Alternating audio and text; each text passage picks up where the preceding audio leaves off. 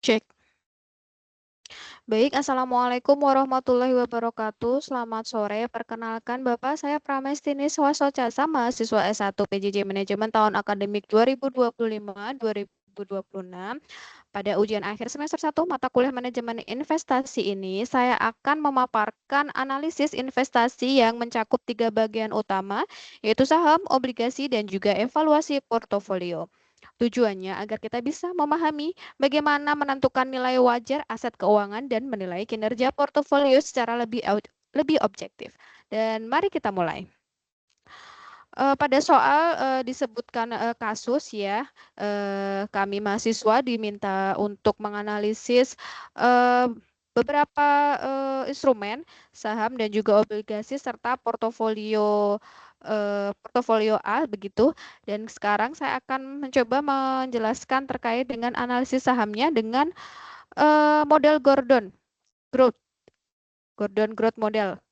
Baik, pertama kita masuk ke analisis saham menggunakan model pertumbuhan dividen konstan atau Gordon Growth Model. Kita mulai dari data yang ada, yaitu dividen yang terakhir yang dibagikan sebesar Rp2.000 dengan pertumbuhan dividen yang diharapkan sebesar 10% per tahun. Dan tingkat return yang disyaratkan investor adalah sebesar 15% per tahun. Dengan data ini kita hitung dividen tahun depan yaitu sebesar Rp2.200. Selanjutnya kita gunakan rumus Gordon Model untuk mencari nilai wajar sahamnya.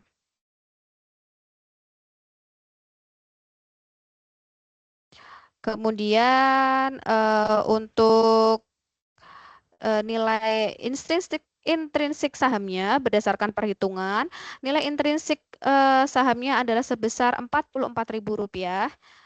Jika kita bandingkan dengan harga pasar saat ini, misalnya Rp45.000, maka saham tersebut berada sedikit di atas nilai wajarnya atau overvalued. Artinya, investor sebaiknya berhati-hati sebelum membeli karena harga sudah lebih tinggi dari nilai fundamentalnya. Untuk rekomendasinya mungkin bisa tunggu koreksi, sebaiknya tunggu hingga harga mendekati 44.000 dan untuk aksi pertimbangkan jual atau trim jika sudah memiliki pertimbangan untuk menjual sebagian posisi. Untuk analisis obligasi, kita lihat obligasi ini memiliki nilai nominal sebesar Rp10 juta dengan kupon tahunan 12% atau Rp1.200.000 per tahun dan jatuh tempo sekitar 5 tahun. Sementara untuk tingkat bunga pasar saat ini adalah 10%. Data untuk analisis obligasi demikian. Selanjutnya, mari kita analisis perhitungan harga wajar obligasi tadi, di mana dari hasil perhitungan harga wajar obligasi adalah sekitar 10.758.157 dan kita lihat karena harga ini lebih tinggi dari nilai nominalnya, artinya obligasi ini berada pada posisi premium.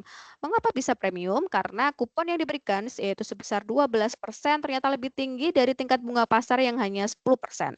Sehingga investor bersedia membayar lebih mahal untuk menerima kupon yang lebih besar daripada rata-rata pasar. Selanjutnya untuk evaluasi portofolio A, dalam setahun terakhir, portofolio ini mencatat return sebesar 18%. Return bebas resikonya adalah 6%.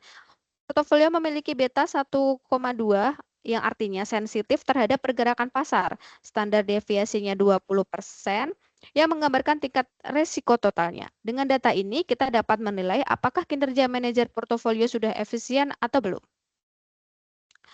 Nah, untuk kinerjanya menggunakan indeks Sharpe, hasilnya adalah sebesar 0,6. Apa artinya? Indeks Sharpe mengukur seberapa besar return tambahan yang diperoleh investor untuk setiap satu unit risiko total yang diambil. Nilai 0,6 menunjukkan bahwa portofolio ini memberikan kinerja yang cukup baik dan mampu menghasilkan excess return yang positif setelah disesuaikan risikonya. Dengan kata lain, manajer portofolio bekerja dengan cukup efektif.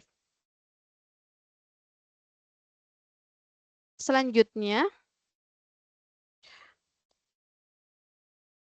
slide ini menunjukkan gambaran visual hubungan antara return portofolio dan return bebas risiko. Grafik ini menegaskan bahwa portofolio memberikan imbal hasil yang lebih tinggi dibandingkan aset bebas risiko, namun tetap perlu memperhatikan risiko yang menyertainya.